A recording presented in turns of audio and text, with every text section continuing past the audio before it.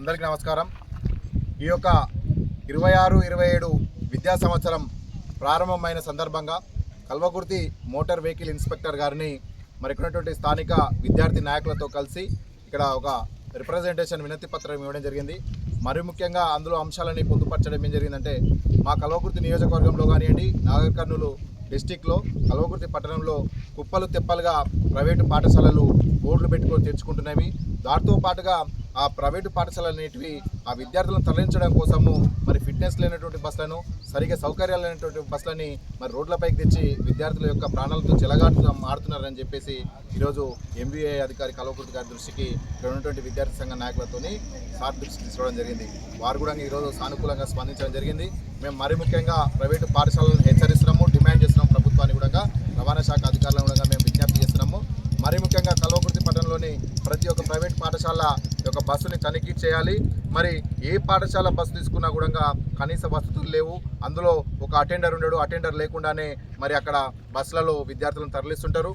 అదే కాకుండా మరి ఒక్కొక్క బస్సులో 50 మంది సీట్ కెపాసిటీ ఉంటే అందులో 70 మందిని 80 మందిని అంటే దాని యొక్క ప్రయాణ కెపాసిటీకి మించి అక్కడ విద్యార్థులను తరలిస్తున్నారు కల్వకుర్తి ఒక ప్రైవేట్ పాఠశాల। అంటే విద్యను వ్యాపారం చేస్తూ అదేవిధంగా అక్కడ ఉన్నటువంటి డ్రైవర్లు కూడా ర్యాష్ డ్రైవింగ్తో పాటు మొబైల్ ఫోన్ మాట్లాడుతూ ఎప్పటికప్పుడు కూడా ర్యాష్ డ్రైవింగ్ చేస్తున్నారు। అది కూడా ఇక్కడ ఉన్నటువంటి అధికారుల దృష్టికి తీసుకురావడం జరిగింది।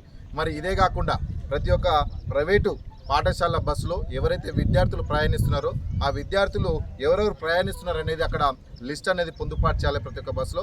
ఎక్కడ కూడా అది ఎవరు కూడా ఏ బస్సు కూడా మెయింటైన్ చేయట్లేదు। మరి అక్కడ ఉన్నటువంటి విండోస్కి కూడా ఐరన్ రాడ్స్ కూడా స్టీల్స్ కూడా ఎక్కడ కూడా మెయింటైన్ చేయట్లేదు। కనీసం కూడా ఫస్ట్ ఎయిడ్ కిట్ కూడా మెయింటైన్ చేయకుండా ప్రైవేటు పాఠశాల బస్సులు అనేవి కల్వకుర్తిలో విద్యను వ్యాపారం చేసుకుంటూ దోచుకొని తింటున్నాయి అనేసి ఇక్కడ అధికారుల దృష్టికి తీసుకురావడం జరిగింది। మేము మరొకసారి డిమాండ్ చేస్తున్నాము, హెచ్చరిస్తున్నాము। ఇప్పటికైనా సరే కల్వకుర్తి ప్రైవేటు పాఠశాలలు కానివ్వండి నాగర్ కర్నూలు జిల్లాలోని ప్రైవేటు పాఠశాలలు మారకపోతే మేమే స్వచ్ఛందంగా రోడ్లపైకి వచ్చి అక్కడ ఉన్నటువంటి పాఠశాల బస్సుని ఆపి మరి అధికారులను అక్కడికి రప్పించి మరి అక్కడ సీజ్ చేసే విధంగా మరి సీజ్ చేయడంతో పాటు చట్టపరంగా క్రిమినల్ కేసు నమోదు చేసేంత వరకు కూడా మేము విశ్రమించబోమని మరొకసారి హెచ్చరిక చేస్తున్నాము।